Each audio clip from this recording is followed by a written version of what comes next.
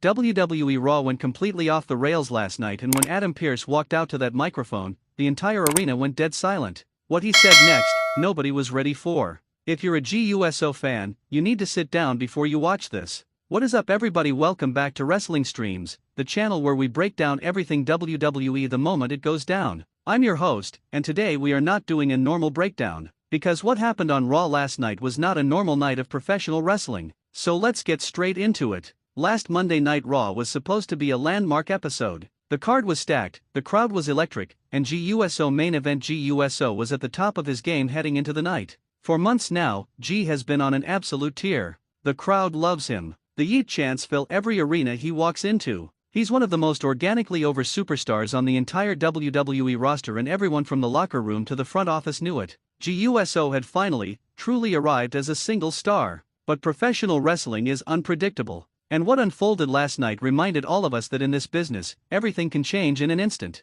Jey was scheduled for a high-profile segment deep into the show. The fans were ready. The signs were in the crowd. The energy was there. And then Bron Breakker's music hit. If you haven't been following the Bron Breakker storyline lately, let me catch you up fast, because this attack did not come out of nowhere. Bron Breakker has been on an absolute warpath. Since returning with this new, vicious edge, he has been annihilating anyone in his path. Spear after spear. The man is a walking wrecking ball, and WWE has positioned him as a monster they want to take seriously at the top of the card. The tension between Bron and Jey had been simmering for weeks. Subtle looks, a shove during a contract signing, a backstage war of words the cameras caught. But nobody could have predicted what Bron was about to do. The moment Jey's music cut and Bron stormed the ring, the tone shifted completely. This wasn't a match. This wasn't a confrontation. This was a full-on, unprovoked assault. Bron hit Jey with a spear that nearly folded him in half, and then he didn't stop. He picked Jey up, drove him into the turnbuckle, launched him across the ring, and when Jey tried to fight back, and credit to Jey, he always fights back, Bron countered with a second spear, this one directly into the steel ring post.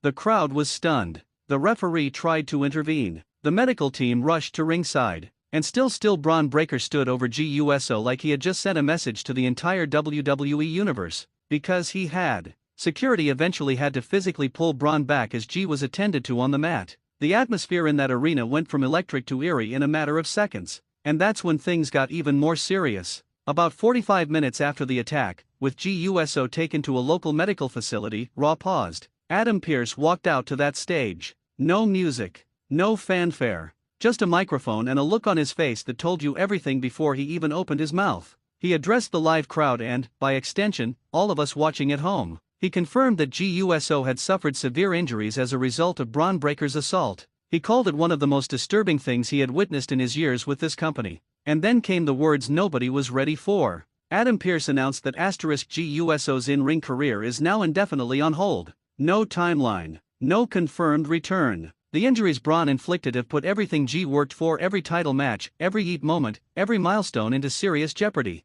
The arena went silent. And honestly, watching it back, I went silent too. Let's step back and look at the booking and storytelling, because this is a massive development. On Bron Breakker, this attack solidifies him as the #1 heel threat on Raw right now. WWE has fully pulled the trigger. Bron is dangerous, Bron is unpredictable, and Bron does not care about consequences. That's how you build a monster. That's someone who can carry a main event program against virtually anyone on the roster. On Jey Uso, if this is a sustained storyline absence, it sets up one of the most emotionally charged comeback stories WWE could tell. The crowd's connection to Jey is as real as it gets. And a story built around taking the hero that fans love and building to his triumphant return? That is money. That is must-watch television. We've seen it work before, and with Jey's connection to this audience, the ceiling is sky high. And the bigger question for Raw: if Bron Breakker just effectively ended the career of Main Event Jey Uso, what does that mean for every other superstar in that locker room? Who steps up? Who is brave enough, or maybe foolish enough, to go toe-to-toe with this man now?